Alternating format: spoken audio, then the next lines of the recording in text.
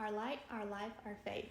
The raw, the real, and the relatable. This is Bethelightpod with your host. I'm Marissa. And I'm Sierra.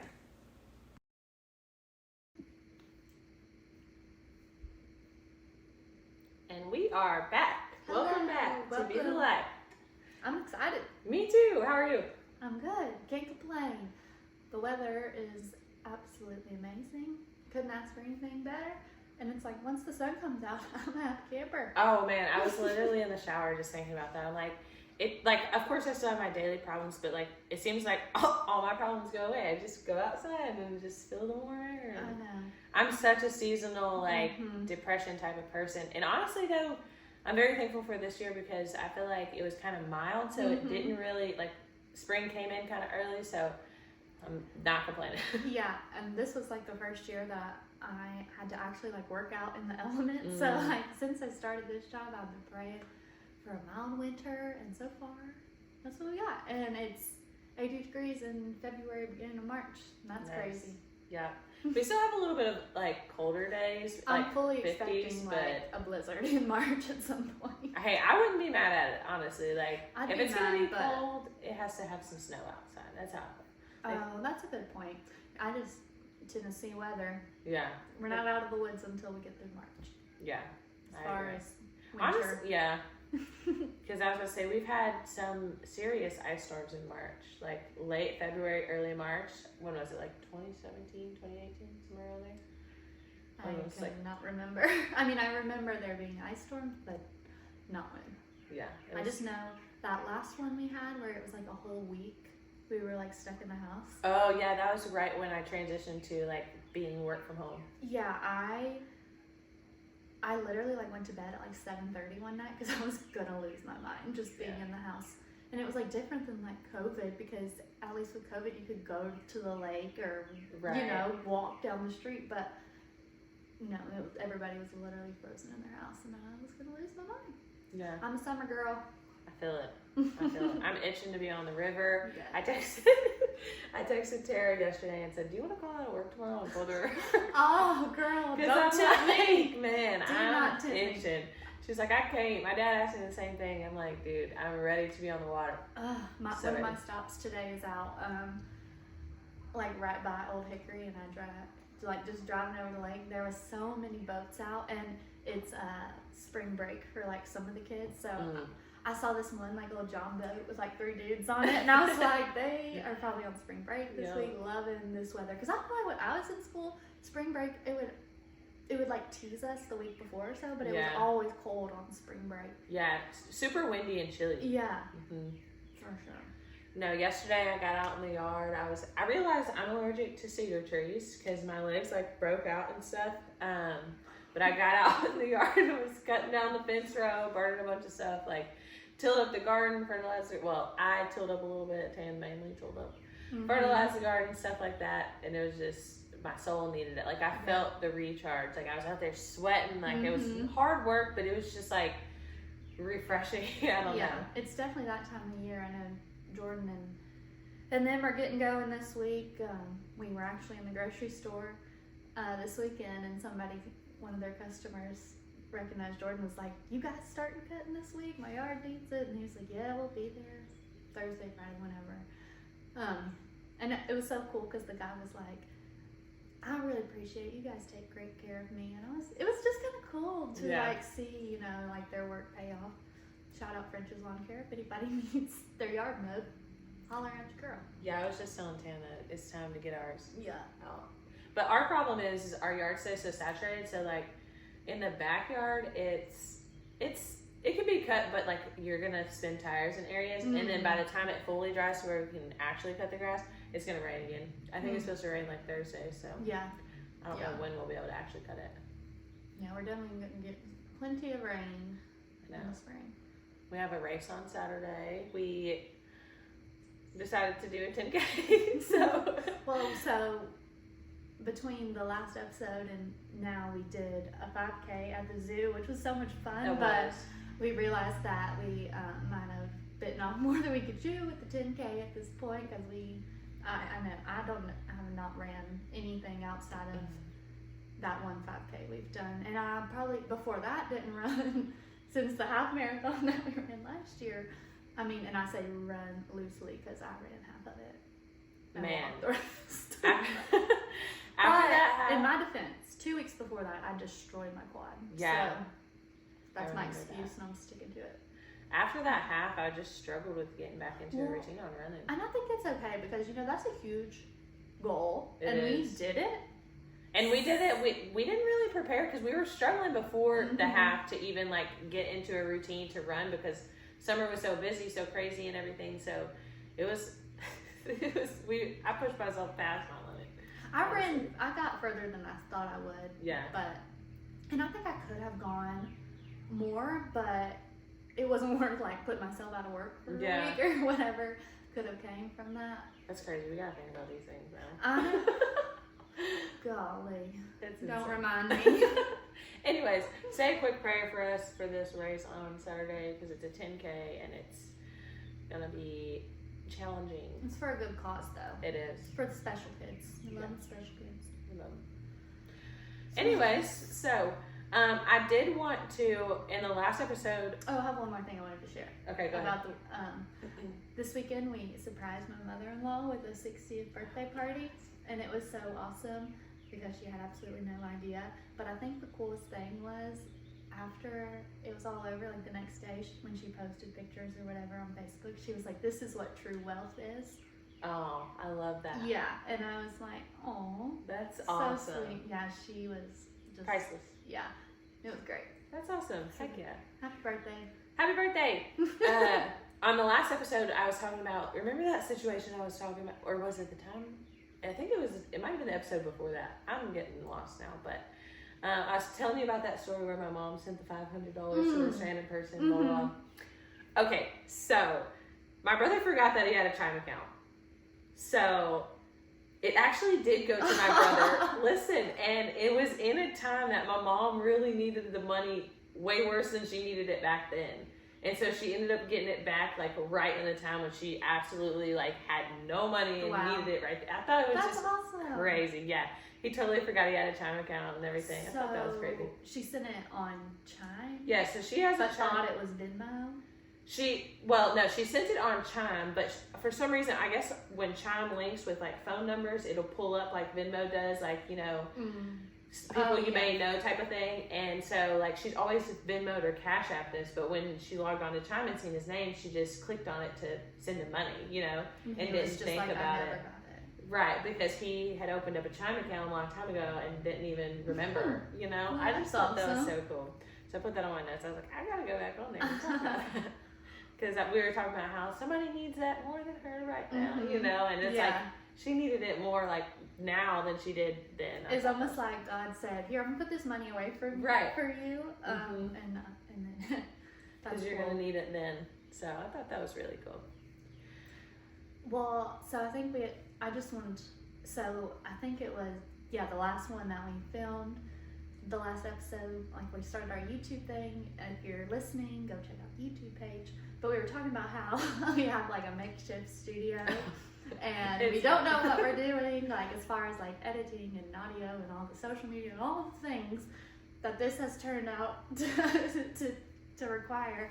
But we actually might have a studio in the next episode or whatever. So stay tuned for that. That is. I think that's so cool. Just put it out there and the Lord provides. Oh yeah, speaking of that, I was in the shower I swear. You're always in the shower. I swear, no, but I was thinking in the shower the other day, and I was thinking, like you said, the Lord provides, just put it out there, and I was like, maybe somebody out there wants to get into like videography and like editing and, you know, lighting and stuff like that, and they're not sure where to start either, but they know they have an interest with it, and they can help us and we can help you guys. So like if that's you, reach out to us. I would love to help you, but I also know like I'm willing to learn what to do to get my podcast where it needs to go. But I do not have any interest in wanting to edit for a living or any of that. Like I would love to pay you to just do your thing. Well, I was talking in the last episode about how, like, you know, the classes I took in college and my experience, like I interned at a radio station during college, so that kind of helps a lot, like with what we're doing right now. But yeah, we definitely could like use some help because we both have full-time jobs, and this is also a full-time job in itself, even though it's like only once a week or whatever. But it's like all the editing and the promotion, and that's also why we need you guys to like and share and comment. Like, we see you guys listening and we love you, but share it, comment. Literally, it's like, that's like, I heard this other girl on a podcast say that's like tipping your bartender. If you like what we're putting out there, if you're enjoying it, like share it. Literally, just like it, share it, comment, subscribe, turn on notifications. Oh, and email. We have an email address. Like, you can send us whatever. Love to hear from you guys. Absolutely. We know you're out there. So you said something just a second ago. You said we have full-time jobs and this, that, and the other. Yeah. And it went back to, like, I don't want to bite off more than I can chew. Like, I want to do more in life, but I want to do more in life the simple way. And that's why I'm, like, so interested in, if you want to be, like, take off your video editing things, like, hit me up. We'll figure it out. I want you to help me. I'll help you. But there was something in my notes that just wanted me to... Takes a village. Yes, it does. But remember in the last episode when you were talking about how, like, why do we come home and we're irritable and blah, blah, blah. Well, I was listening to this podcast the other day. It's Pastor Rick's Daily Hope. And it was talking about irritable overload. And it's because we don't build enough margin in our lives. And margin, just like a piece of paper, if you think about, you know, the margin on the left side of the paper, there's a space before the lines. And it's just talking about how you need to allow, like, just a little bit of space before you say yes to anything in your life. Whether it be, of course, like, we automatically want to do, like, if somebody comes up to us with an opportunity, you know, we want to react based on emotion and automatically want to say yes, but sometimes we can't necessarily say yes. And a lot of times us being irritable is just showing that we have too much overloaded on our plate. We don't have enough margin in our life. And I thought that was really cool because I wanted to bring that up for the past podcast that we had. I love that. Yeah. Because sure. I will bite off more than I can chew. I'm such like, a biter. Do it. Yes, I can do it. I can do this. I can do that. And then I'm just overloaded. But sometimes I feel like there's a fine line with me because I have to have so much on my plate. Otherwise, I feel like I will derail in my goals. But then sometimes or a lot of times, I bite off more than I can chew. There's never like... Yeah. It's never a balance. Well, yeah, it's hard to balance sometimes. Like, I totally am always like, yes, I can do this, I want to do that. And it's like, you want to, you have the best intentions. But then it's like, once you are in that position where you have a lot on your plate, like, something has to suffer, and it usually ends up being something what's at home. Yeah. Always. That's crazy. Yep. Hey y'all, don't forget to email in at bethelightpod@gmail.com. Love you. Bye. So I actually had a coworker at Coach T's ask How do we get a Coach T sponsorship? I don't know. We'll see. Let's ask him. Does he listen? I know he like shares a lot, which I love. Every time he does, it makes me a little heart happy.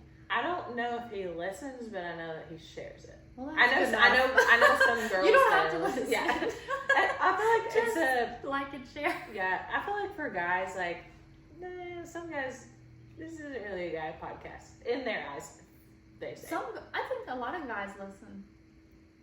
I mean, 2 of the conversations that I've had since the last episode were guys. Well, good. I think it's a podcast for everybody. It's everybody. But I think sometimes some guys are just like, they need a little more manly.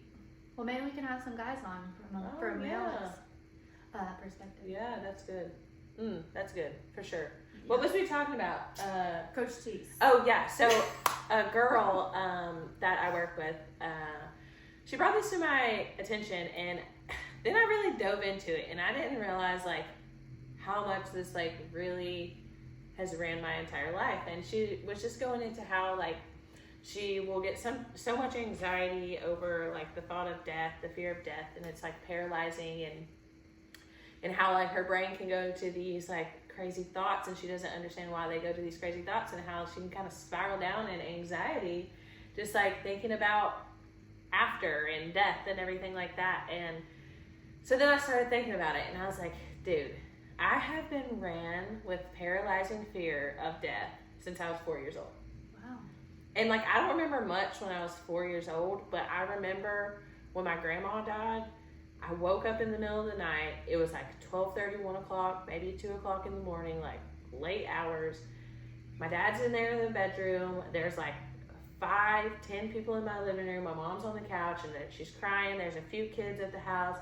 I kind of woke up like excited, you know, like it's a party. Why is everybody here? But then I quickly realized like what's going on. Mm-hmm. That's when my mom told me that my grandma had passed away. And then just like after that, I feel like, I don't know, like I just was paralyzed in the thought of death. Like I knew there was heaven and hell, and I knew like, you know, you go to heaven if you believe in Jesus, and you know, he came back and died for your sins and stuff like that. But like just the unknown, I guess, kind of like paralyzed me for so long. And then there for a while, I didn't realize what I would do was I would make up scenarios in my head to alleviate me feeling the pain, so I could already kind of feel it. So that way, if it ever happened, then it wouldn't hurt as bad. Like you would think about like dying. Yes, or like if so and so died. Yeah. And then like it would hurt, and like I would kind of like deal with it internally, mm-hmm. and like, you know, like process it, but like it would literally it would steer me, you know, like in a way of it could, in a positive way, from the aspect of like being positive in my day-to-day, because I know life is so short, but it would steer me inside with anxiety and fear. And I realized I would like try to prepare myself for the pain already by thinking of these scenarios. I don't know. That's weird. That is interesting. So basically you and this girl were kind of scared of death for yourself? Yes. Essentially?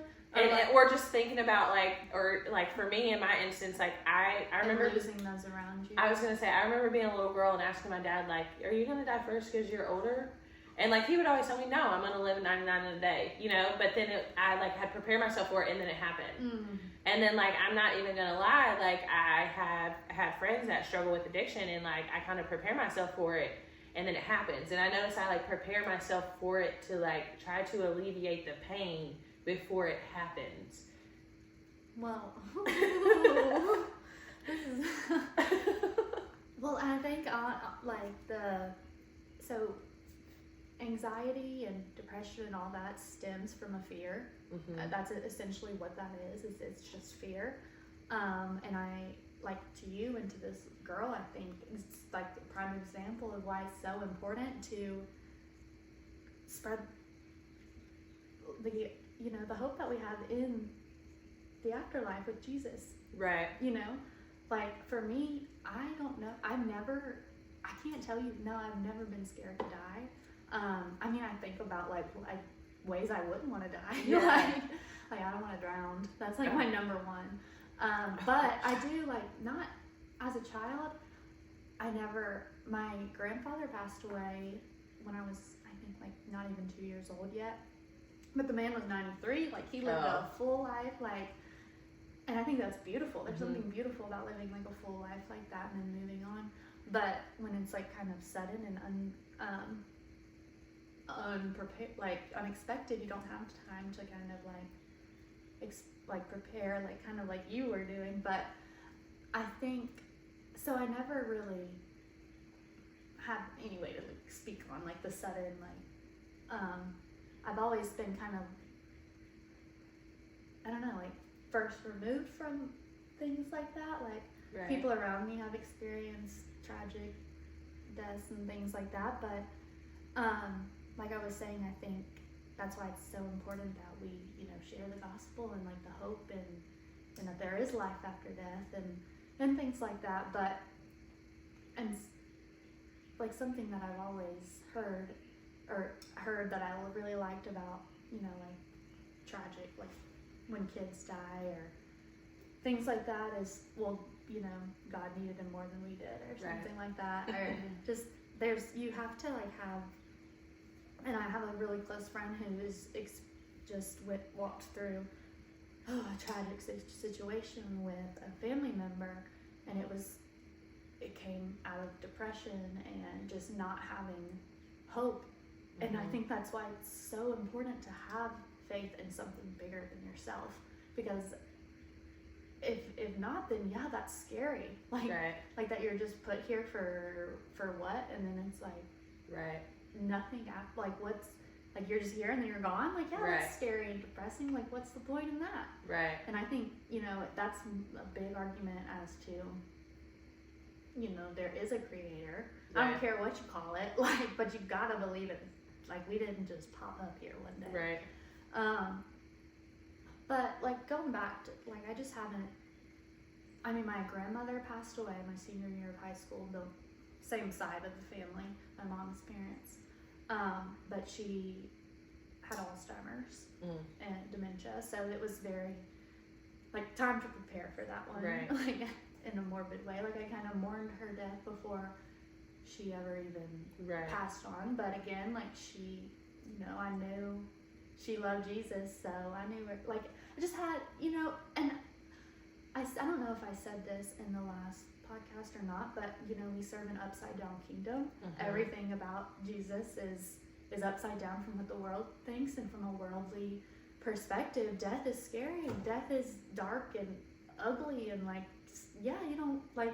You want to stay here on earth, but me? Like, but I don't want to be here. Are you kidding me? Yeah. Like every day, I'm like, Lord, come quickly, because I want to. That's what I'm working for every single day, and.